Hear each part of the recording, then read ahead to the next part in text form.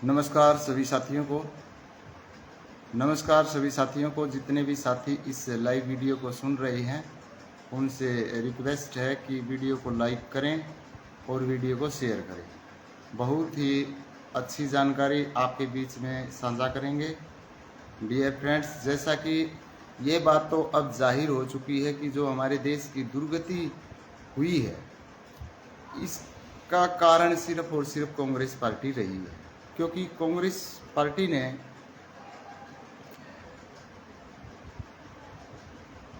तुष्टीकरण की राजनीति की। और डियर फ्रेंड्स, आज जो मैं बात आपके साथ साझा करूंगा, हमारे देश की दुर्गति का मेन कारण क्या है? मेन कारण है पॉपुलेशन एक्सप्लोजन, यानी कि जनसंख्या विस्फोट। हमारे देश की जनसंख्या इतनी अधिक हो चुकी है कि हम जहाँ भी जाते हैं हमें भीड़ नज़र आती है। आप किसी हॉस्पिटल में चले जाओ, बस स्टैंड पे चले जाओ, रेलवे स्टेशन पर चले जाओ, आपको हर जगह भीड़ दिखाई देगी। यानी कि इतनी जनसंख्या बढ़ गई। तो डियर फ्रेंड्स, जनसंख्या के ऊपर काम करना चाहते थे इंदिरा गांधी के बेटे संजय गांधी। संजय गांधी अमेरिका से बहुत इम्प्रेस्ड थे और जब वो अमेरिका से भारत आए तो उन्होंने अपनी माँ के साथ डिस्कस की कि हमारे देश में अगर इसी तरीके से जनसंख्या बढ़ती रही तो हमारा देश कभी भी तरक्की नहीं करेगा, यहाँ से गरीबी खत्म नहीं होगी। आज डियर फ्रेंड्स, हर लोग कहते हैं कि रोजगार रोजगार रोजगार नहीं है, रोजगार नहीं है। इतनी जनसंख्या को रोजगार अब कौन देगा? और चिल्लाते कौन है? और जो विपक्ष में बैठे हैं वो कहते हैं कि मोदी जी रोजगार की बात नहीं करते। मोदी जी रोजगार की बात कर रहे हैं, लेकिन आप सभी को तहसीलदार कलेक्टर कैसे बना देंगे? तो 1975 में साथियों संजय गांधी ने अपनी मां से डिस्कस की कि यहाँ पर जनसंख्या नियंत्रण कानून लेकर आए। देश को जनसंख्या नियंत्रण कानून की सख्त जरूरत है। लेकिन इंदिरा गांधी ने ऐसा कुछ भी नहीं किया। सिर्फ और सिर्फ एक नारा जरूर दिया, हम दो हमारे दो, और वो नारा सिर्फ और सिर्फ ट्रकों के ऊपर लिखा रह गया, यानी कि उसे कानून का रूप नहीं दिया गया। मैं ये भी नहीं कहता कि एक इंसान के सिर्फ 2 ही बच्चे हों, ऐसा कानून भी हो सकता है बहुत सारे लोगों के लिए ये ठीक न रहे। क्योंकि डियर फ्रेंड्स, जैसा कि हर इंसान की सोच है कि उसे लड़का ज़रूर हो सकता है कि शुरू में 2 लड़कियां हो जाए। ये एक कहने की बात है कि लड़का और लड़की एक समान है। डियर फ्रेंड्स, लड़का एक ज़रूरत है, मैं ये नहीं कहता। हालांकि आज की डेट में लड़कियां लड़कों से भी आगे हैं, लेकिन बुढ़ापे का सहारा लड़के को ही समझा जाता है, क्योंकि लड़की एक पराया धन है। लड़कियां पढ़ लिख कर डियर फ्रेंड्स अपने ससुराल चली जाती हैं, और ये कोई ज़रूरी नहीं है कि उसकी ससुराल इतनी बढ़िया हो कि उसे अपने माँ बाप की सेवा करने दे। लेकिन इस तरीके से कानून बनाया जा सकता था कि अगर आप 2 बच्चे पैदा करते हैं तो आपको सरकारी सुविधाएं मिलेगी। अगर आप 2 से अधिक बच्चे पैदा करते हैं तो जो तीसरा, चौथा, 5वां, 7वां, 10वां, 12वां यहाँ लोगों के 20-20 बच्चे हैं कि सिर्फ 2 को सरकारी सुविधाएं दी जाएगी, जो दूसरे जो बच्चे हैं वो आपने अपने बिहाफ पर पालने होंगे। आप बच्चे कितने भी पैदा कर लें, लेकिन 2 से अगर ज़्यादा बच्चे हैं तो वो आपकी जिम्मेदारी रहेगी। अगर ऐसा कानून सरकार लेकर आती तो बहुत अच्छा होता कि यानी कि सिर्फ 2 बच्चों को वोट का अधिकार रहेगा, 2 बच्चों तक आपको जो सरकारी सुविधाएं हैं वो मिलेंगी। आप बच्चे कितने पैदा करो, लेकिन जो 2 से ज़्यादा बच्चे हैं उन बच्चों को वोट का अधिकार नहीं रहेगा और कोई सरकारी सुविधा नहीं मिलेगी। अगर सरकार ऐसा कानून बना देती तो साथियों आज देश के ये हालात नहीं होते। लेकिन ये बात हिंदू हजम कर सकते हैं। एक्टर सुखबीर खोखा जी जुड़ चुके हैं। जय श्री राम। एक्टर भाई वीडियो ने शेयर कर इस बात को हिंदू हजम कर सकते हैं, लेकिन जो मुस्लिम है जिन्हें इस देश में 4-4 शादी करवाने का कानूनी हक है, वो इस बात को एक्सेप्ट नहीं कर सकते। तो उस डर से कि अगर आप ऐसा करते हैं तो जो मुस्लिम हैं वो इस बात से नाराज हो जाएंगे और आपका वोट बैंक खत्म हो जाएगा। इसलिए ये कानून नहीं बन पाया। हरियाणा में उस समय साथियों 1975 में बंसीलाल की सरकार थी, तो बंसीलाल जी को भी पता था कि अगर जनसंख्या बढ़ेगी तो रोजगार मुहैया करवाना बड़ा मुश्किल हो जाएगा। तो बंसीलाल ने एक पुरुष नसबंदी स्टार्ट की, क्योंकि उस समय महिलाएं ऑपरेशन करवाने से डरती थी। तो बंसीलाल जी ने सोचा कि पुरुषों से महिलाओं से ज़्यादा हिम्मत पुरुषों में होती है, तो पुरुष नसबंदी का कानून लेकर आए और हरियाणा में पुरुष नसबंदी शुरू कर दी। लेकिन वो भी सफल नहीं हो पाई। बिल्कुल वो कानून कामयाब नहीं हुआ। इसके विपरीत बंसीलाल जी की से हरियाणा की जनता निराश हो जाती है और बंसीलाल आगे फिर मुख्यमंत्री भी नहीं बन पाए।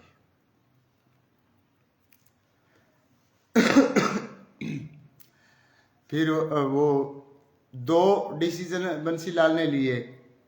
एक तो जनसंख्या नियंत्रण कानून के ऊपर पुरुष नसबंदी, कि पुरुषों की नसबंदी करें, जिनके अधिक बच्चे हैं उन पुरुषों की नसबंदी कर दी जाए। और जब बाद में हरियाणा विकास पार्टी बनाकर वो फिर मुख्यमंत्री बने तो उन्होंने डियर फ्रेंड्स शराबबंदी स्टार्ट की। शराबबंदी का कानून लेकर आए, लेकिन वही शराबबंदी का कानून भी बंसीलाल को बहुत महंगा पड़ा। वोट तो मिल गए, महिलाओं ने वोट दिए, क्योंकि उन्होंने अपने मैनिफेस्टो में कहा था कि अगर मेरी सरकार बन जाती है तो मैं हरियाणा में शराबबंदी कर दूंगा। लेकिन ऐसा नहीं हो पाया। बंसीलाल का बेटा सुरेंद्र वो खुद ही शराब की तस्करी में पकड़ा जाता है। इससे उनकी छवि खराब हो जाती है कि बाप तो शराबबंदी करवाता है और बेटा शराब की तस्करी करता है। और वैसे भी बंद नहीं हो पाई। विजय कश्यप जी बहुत बहुत धन्यवाद। जय श्री राम। वैसे भी साथियों शराबबंदी यानी स्मगलिंग होने लगी, राजस्थान से शराब आने लगी, हरियाणा में पंजाब से शराब आने लगी और लोगों ने घर पर शराब निकालना शुरू कर दिया। यानी वो कानून भी सफल नहीं हुआ। तो मेन बात करते हैं अब हम जनसंख्या के ऊपर कि जनसंख्या के ऊपर अगर इंदिरा गांधी काम करती कानून लेकर आती तो आज देश में ये हालात नहीं होते। आज हमारे देश में डियर फ्रेंड्स, जो लोग कहते हैं कि हमारा देश मतलब संविधान से चलता है, तो संविधान डियर फ्रेंड्स सभी के लिए बराबर नहीं है। यहाँ हिंदुओं के लिए हिंदू, बौद्ध, जैन, सिख इनके लिए अलग कानून है, और ईसाई और मुस्लिम इनके लिए अलग कानून है। मुस्लिम हमारे देश में 4 शादी कर सकते हैं, और इन्होंने 4 शादियां की, और एक व्यक्ति के 15-15, 20-20 बच्चे इन्होंने पैदा किए। नतीजा आप इनकी भी हालात देखते होंगे कि इनकी कोई आर्थिक हालात सही नहीं है, लेकिन इनके दिमाग में ऐसी चीज भर दी गई कि इन्होंने हालात से कोई ज्यादा लेना देना भी नहीं है, कि अपनी जनसंख्या बढ़ाओ, और जो सपना है इनका, जो टारगेट है कि भारत को गजवाए हिंद बनाना है, वो पूरा करो। आज लगभग 33-34 करोड़ की जनसंख्या भारत के अंदर इन्होंने अपनी कर ली है।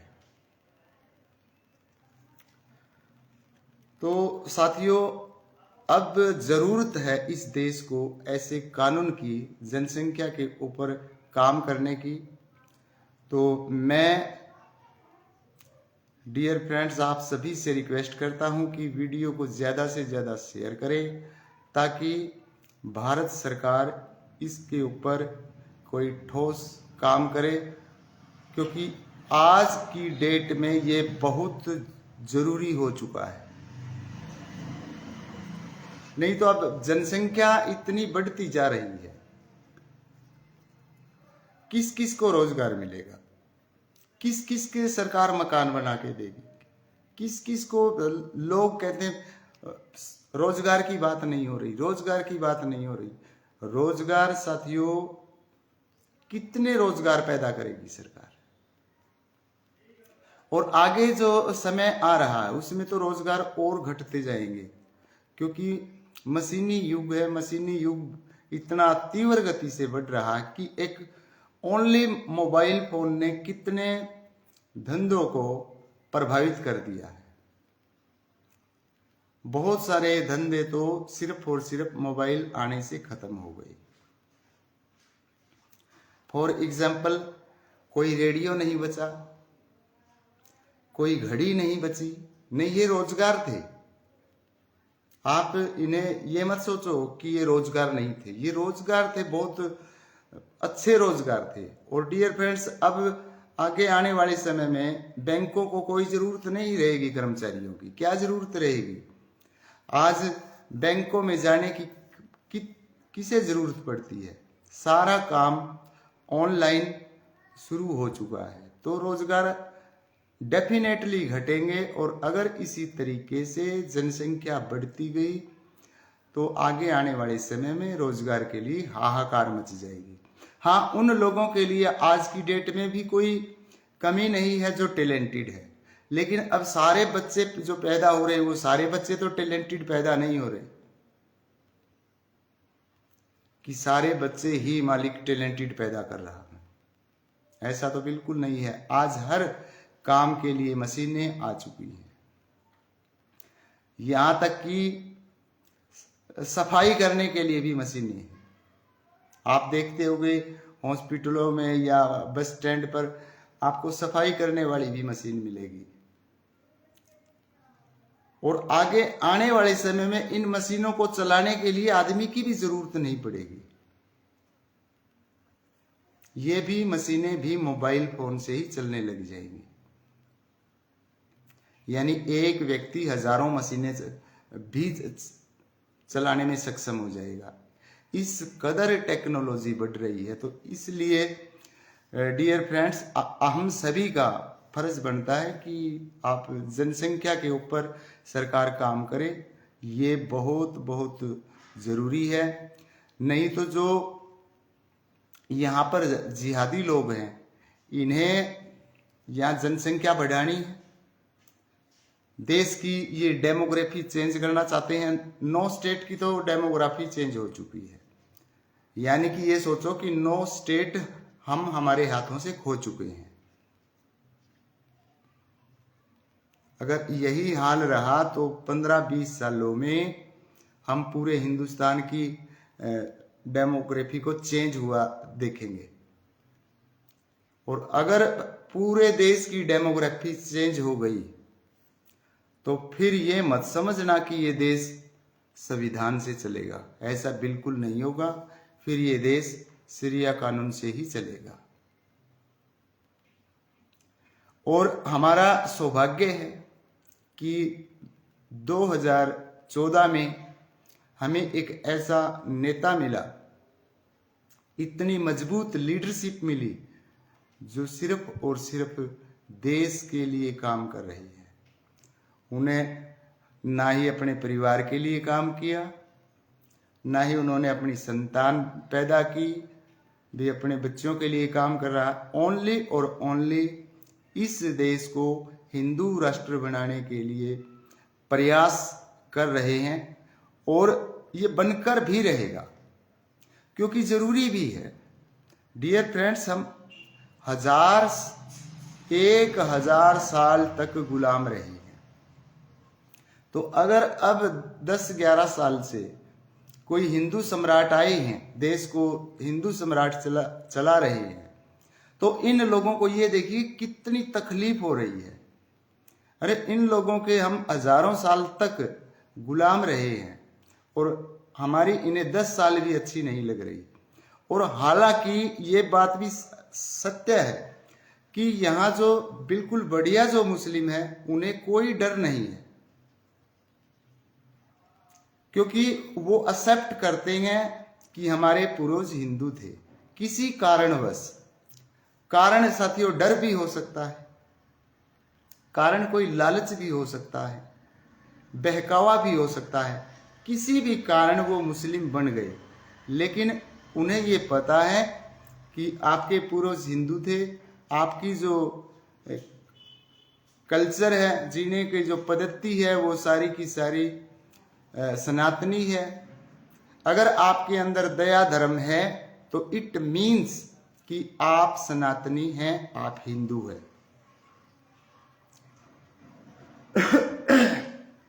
लेकिन जो यहाँ पर कट्टर है, कट्टर जो मुस्लिम है डियर फ्रेंड्स, क्योंकि जैसे कि जो बाहर से आए वो रेपिस्ट थे, उन्होंने यहाँ हिंदू महिलाओं के साथ बहुत बहुत गलत किया है। उनकी संतानें भी पैदा हुई, अब वो उनकी तो वही कट्टर सोच रहेगी।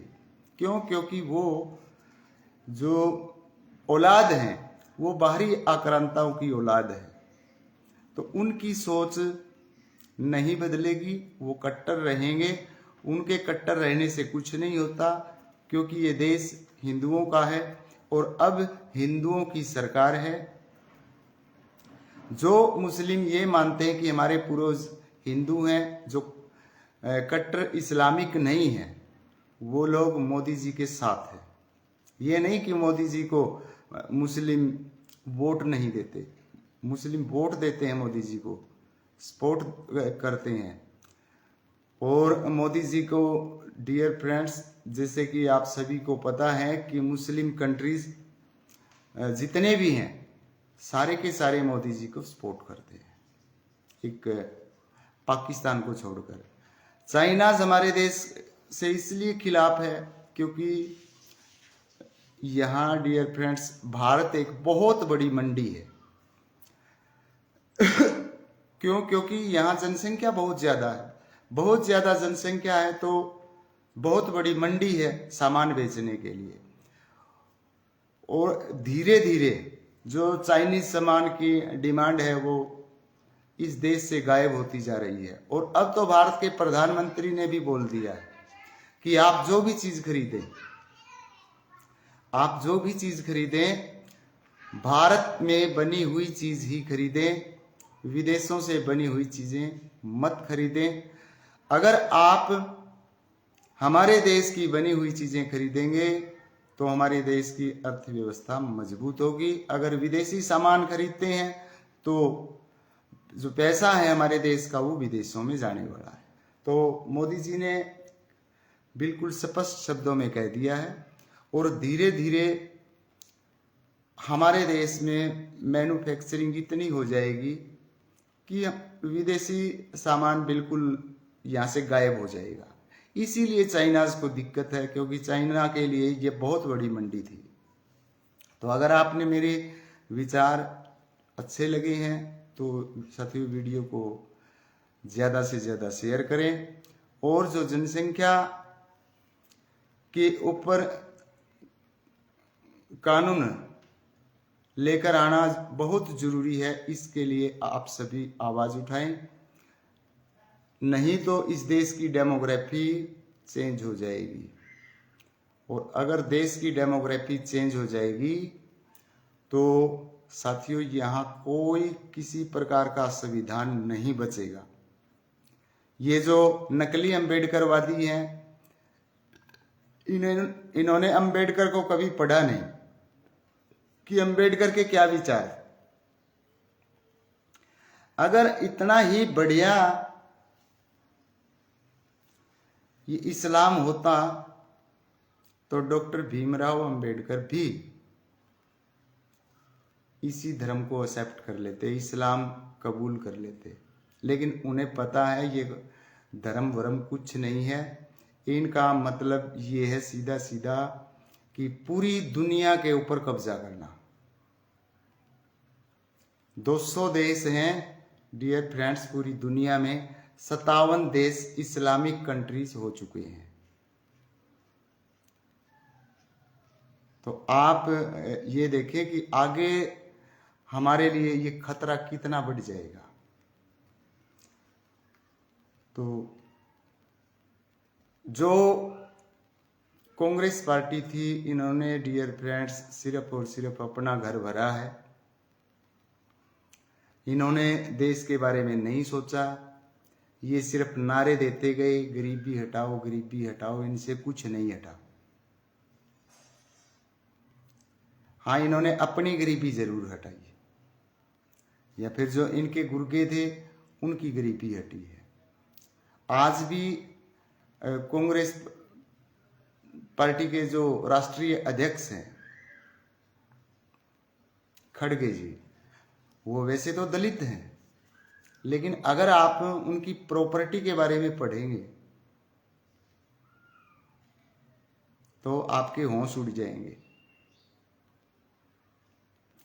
300 एकड़ में तो सिर्फ और सिर्फ उनकी कॉफी की खेती होती है। तो आप ये देखें, और उनका कितना बड़ा बिजनेस होगा, कितनी प्रॉपर्टी होगी।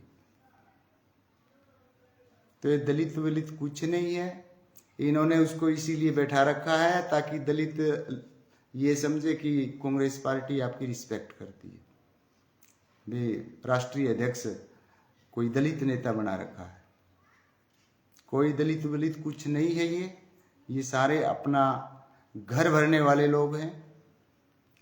तो अगर हमें देश का विकास चाहिए तो भारतीय जनता पार्टी को हमने कभी भी नहीं हारने देना, कभी भी। क्योंकि मैं ये नहीं कहता कि भारतीय जनता पार्टी में सारे के सारे दूध के नाई, लेकिन और जितनी पार्टियां हैं उनसे ये पार्टी 100 गुना बेहतर है। क्योंकि जो आरएसएस है, ये एक जो संगठन है, ये हिंदुओं का संगठन है, राष्ट्रवादी संगठन है। यहाँ से जो नेता निकल कर आते हैं वो एक राष्ट्रवादी विचारधारा लेकर आते हैं। और जितने भी मुख्यमंत्री, प्रधानमंत्री, मंत्री भारतीय जनता पार्टी के हैं, वो टोटल आरएसएस से निकले हुए हैं। और भारतीय जनता पार्टी एक ऐसी पार्टी है कि इसमें कौन व्यक्ति क्या बन जाए इस बात का कोई अंदाजा नहीं। अब आप देखिए कि हरियाणा का अगर मैं मुख्यमंत्री की बात करूं तो नायब सिंह सैनी, किसी ने सोचा नहीं था नायब सिंह सैनी मुख्यमंत्री बनेंगे। पहले नायब सिंह सैनी क्या करते थे? ड्राइवरी करते थे। किसकी गाड़ी चलाते थे? मनोहर लाल खट्टर की। उसके बाद इन्होंने ऑफिस में ऑपरेटिंग का काम किया, यानी कंप्यूटर पर काम करना सीखा, और इतने कम समय में मुख्यमंत्री बन गए, किसी ने सोचा नहीं था। तो इसलिए भाजपा सरकार को आपने सपोर्ट करना है। इस पार्टी में जो लीडर्स आते हैं वो बहुत हद तक ईमानदार है, उनकी राष्ट्रवादी सोच है, वो धर्म को बचाने का काम करते हैं।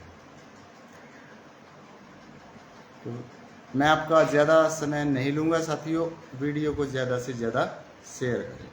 जय हिंद, जय भारत।